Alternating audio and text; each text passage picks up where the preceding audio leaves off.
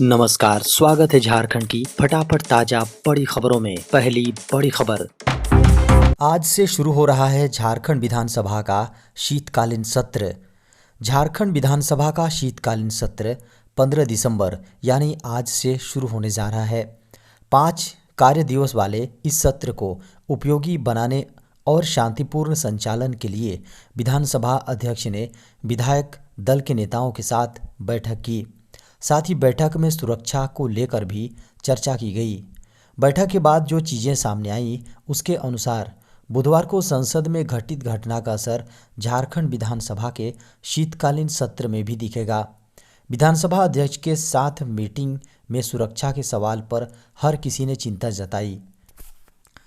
खबरों को माने तो झारखंड विधानसभा के शीतकालीन सत्र को लेकर सरकार ने भी तैयारी पूरी कर ली है। मुख्यमंत्री हेमंत सोरेन सदन को नेता प्रतिपक्ष मिलने पर खुशी जाहिर करते भी दिखे। वो खुद नेता प्रतिपक्ष के कक्ष में विधानसभा अध्यक्ष के साथ भी नजर आए। झारखंड उच्च न्यायालय पहुंचा धीरज साहू के ठिकानों से बरामद पैसों का मामला। कांग्रेस के राज्यसभा सांसद धीरज साहू से संबंधित अलग अलग कंपनियों और उनके ठिकानों से बरामद किए गए रुपयों का मामला झारखंड उच्च न्यायालय जा पहुंचा है। बता दें कि जमशेदपुर के रहने वाले दानियाल दानिश ने इस मामले को लेकर जांच केंद्रीय एजेंसी सीबीआई और ईडी से करवाने के लिए झारखंड उच्च न्यायालय का दरवाज़ा खटखटाया है। मीडिया की खबरों को माने तो उन्होंने उच्च न्यायालय में जनहित याचिका दायर की है। जनहित याचिका में कहा गया है कि एक सांसद के ठिकानों से इतनी बड़ी भारी मात्रा में रकम का पकड़ा जाना एक गंभीर मामला है और इससे ये स्पष्ट रूप से प्रतीत होता है कि यह आर्थिक अपराध है। यह पैसा कहां से आया और इस पैसे में किसका किसका हिस्सा है, यह जांच का विषय है। मुख्यमंत्री हेमंत सोरेन के खिलाफ गिरफ्तारी वारंट के लिए कोर्ट जा सकती है ईडी यानी प्रवर्तन निदेशालय अब झारखंड के सीएम हेमंत सोरेन के खिलाफ वारंट और कार्रवाई के विकल्पों पर विचार कर रही है। मीडिया की खबरों को माने तो हेमंत सोरेन प्रवर्तन निदेशालय के 6 समन को नज़रअंदाज कर चुके हैं। उन्होंने समन की हर तारीख पर जवाबी पत्र भेजा, लेकिन वे एजेंसी के समक्ष पूछताछ के लिए उपस्थित नहीं हुए। एजेंसी अब उनके खिलाफ कोर्ट से वारंट जारी कराने और उनकी गिरफ्तारी के विकल्पों पर विधि विशेषज्ञों से परामर्श कर रही है। मीडिया की खबरों को माने तो जमीन घोटाले की जांच कर रही ईडी ने सोरेन को आखिरी समन बीते 10 दिसंबर को जारी किया था और उन्हें 12 दिसंबर को एजेंसी के रांची स्थित जोनल ऑफिस में दिन के 11 बजे हाजिर होने को कहा था। झारखंड में ड्रॉप आउट दर कम करने के लिए होगा 3 से 18 वर्ष के बच्चों का सर्वे। झारखंड के सरकारी शिक्षक स्कूलों में मौजूद शिशु पंजी को अपडेट करने के लिए स्कूल के पोषक क्षेत्र में पढ़ने वाले इलाकों में 3 से 18 वर्ष के बच्चों का सर्वे करेंगे। टोले मोहल्ले में कितने बच्चे हैं, इनमें किस आयु वर्ग के कितने बच्चे स्कूलों में पढ़ रहे हैं, कितने बच्चे ड्रॉप आउट हैं और कितने बच्चों का नामांकन विद्यालय में नहीं है, इसे नोट किया जाएगा। हर वर्ष नामांकन की स्थिति और ड्रॉप आउट दर की स्थिति से अवगत होने के लिए शिशु पंजी को अपडेट किया जाता है ताकि विद्यालय से बाहर रहने वाले बच्चों की आइडेंटिफाई हो सके और ड्रॉप आउट के कारणों का पता चल सके। इसके बाद बच्चों का स्कूल तक लाने के लिए अभिभावकों को जागरूक किया जाता है। झारखंड में सर्दी का कहर 8 डिग्री सेल्सियस से नीचे पहुंचा न्यूनतम तापमान। झारखंड में सर्दी का कहर शुरू हो गया है। 8 डिग्री सेल्सियस से नीचे न्यूनतम तापमान पहुंचने के कारण कनकनी बढ़ गई है। साथ ही ठंड से जनजीवन प्रभावित हो रही है। सर्दी अपना रंग दिखाने लगी है और कड़ाके की ठंड पड़ रही है। अहले सुबह और सूरज ढलने के बाद कपकपी का अनुभव होने लगा है। बता दें कि शहरी इलाकों के बाहर वाले इलाकों में कनकनी अधिक महसूस की जा रही है।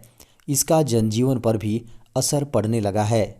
सुबह के समय ग्रामीण इलाकों से सब्जियां लेकर शहर आने वाले किसानों को अधिक परेशानियों का सामना करना पड़ रहा है। मीडिया की खबरों को माने तो अगले 3 दिनों तक सुबह के समय कोहरा या धुंध देखने को मिल सकता है। लिहाजा सुबह और देर शाम के बाद सावधानी बरतने की ज़रूरत होगी। थोड़ी भी लापरवाही होने से शरीर पर ठंड का असर पड़ सकता है। संसद की सुरक्षा में सेंधमारी का मामला, 7 दिनों की पुलिस रिमांड पर भेजे गए आरोपी। संसद की सुरक्षा में बड़ी चूक के मामले में 4 आरोपियों को पटियाला हाउस कोर्ट ने 7 दिनों की रिमांड पर भेज दिया है। दिल्ली पुलिस ने 15 दिन की रिमांड मांगते हुए कोर्ट से कहा कि ये आतंकी गतिविधि जैसी घटना थी। इन 4 में से लोकसभा की कार्यवाही के दौरान दर्शक दीर्घा से सदन के भीतर कूदने और केन के जरिए धुआं फैलाने वाले सागर शर्मा और मनोरंजन डी हैं। वहीं संसद के परिसर में नारेबाजी कर केन के माध्यम से धुआं फैलाने वाले नीलम आज़ाद और अमोल शिंदे हैं। दिल्ली पुलिस के अनुसार केन को महाराष्ट्र से खरीदा गया था। आरोपी अलग अलग जगहों से हैं। ऐसे में आरोपियों को लखनऊ, गुरुग्राम और मैसूर से लेकर कई जगहों पर लेकर जाना है।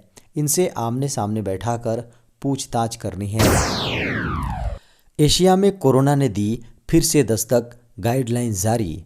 दक्षिण पूर्व एशिया की कई सरकारें कोविड-19 महामारी को फैलने से रोकने के लिए अभी से उपाय करने शुरू कर दिए हैं, जिसमें एयरपोर्ट पर तापमान स्कैनर और लोगों के लिए मास्क पहनना अनिवार्य है।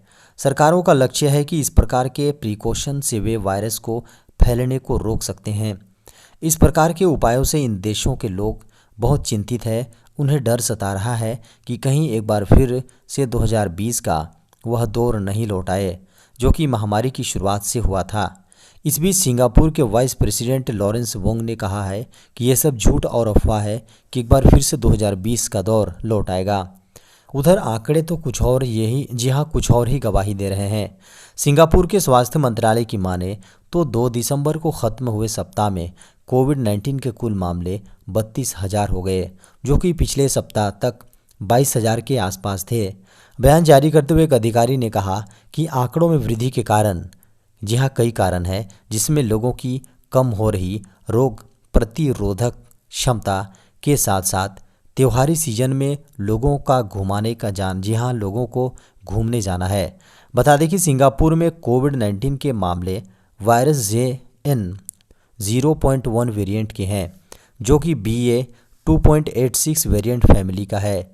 फिलहाल सिंगापुर में 60% कोविड-19 मामलों के लिए यही वायरस जिम्मेदार है। सुरक्षा में चूक का मामला, संसद में हंगामा, लोकसभा से 14 सांसद पूरे सत्र से सस्पेंड। संसद के शीतकालीन सत्र के 9वें दिन गुरुवार की कार्यवाही शुरू होते ही विपक्षी सांसदों ने संसद सुरक्षा चूक के मामले में जमकर हंगामा किया। लोकसभा और राज्यसभा दोनों सदनों में विपक्षी नेताओं ने नारेबाजी की। दिन में कई बार सदन को स्थगित करना पड़ा। इसके बाद लोकसभा से विपक्षी पार्टियों के 14 सांसदों को पूरे सत्र के लिए सस्पेंड कर दिया गया। इनमें कांग्रेस के TN प्रतापन, हिबी ईडन, ज्योति मानी, Ramya Haridas, dean Kuriakose, Manickam Tagore, MD Javed, VK श्रीकंदन और बेनी बेहनन शामिल है। सस्पेंड सांसदों में CPI M और DMK के 2 और CPI के 1 नेता शामिल हैं। वहीं राज्यसभा से TMC सांसद डेरेक ओ ब्रायन को भी बचे हुए सत्र से निलंबित किया गया। दरअसल डेरेक नारेबाजी करते हुए वेल में आ गए थे। झारखंड के 4 शहरों में दूध उपलब्ध कराने के लिए बन रहे स्पेशल बैंकों में मिलेगा मां का दूध। जी हां, झारखंड के 4 शहरों में से मिल्क बैंक बनने जा रहा है, जो नवजात शिशुओं के लिए वरदान साबित हो सकते हैं।